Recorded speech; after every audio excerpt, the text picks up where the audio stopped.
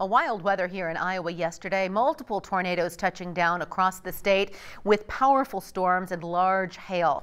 Much of the damage happening east of the metro in Marion County near Knoxville and Pleasantville. Storms that rolled through last night brought what the National Weather Service has now confirmed was an EF-1 tornado to the county. Now, luckily no injuries have been reported despite several miles of damage to homes and farmland.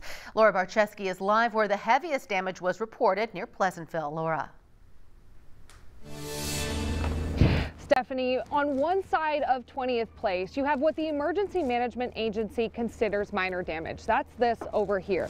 Across the street, it's an entirely different story.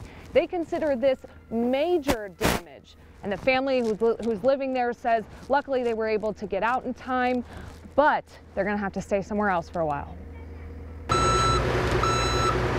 An EF-1 tornado ripped through Marion County, bouncing on and off the ground for roughly 15 miles, peaking at 110 miles per hour. That's according to the Des Moines National Weather Service, surveying the damage it left behind. So what we see with an EF-1 tornado would be significant tree damage is what we've noticed. You know, some trees snapped and uprooted.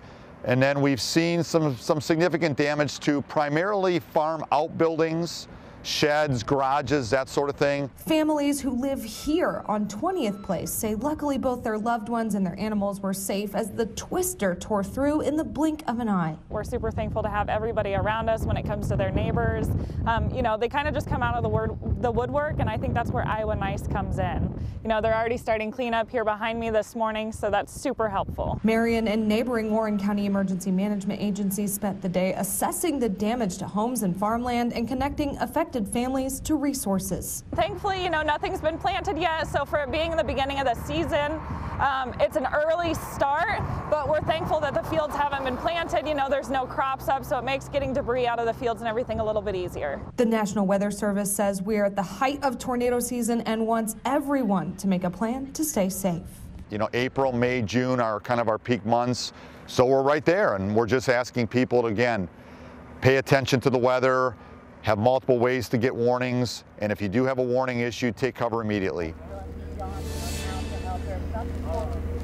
Both of the families tell me that they were able to get to the interior room or to the lowest point of their house just in time. So make sure you talk about your plan as a family moving forward in case this happens to you.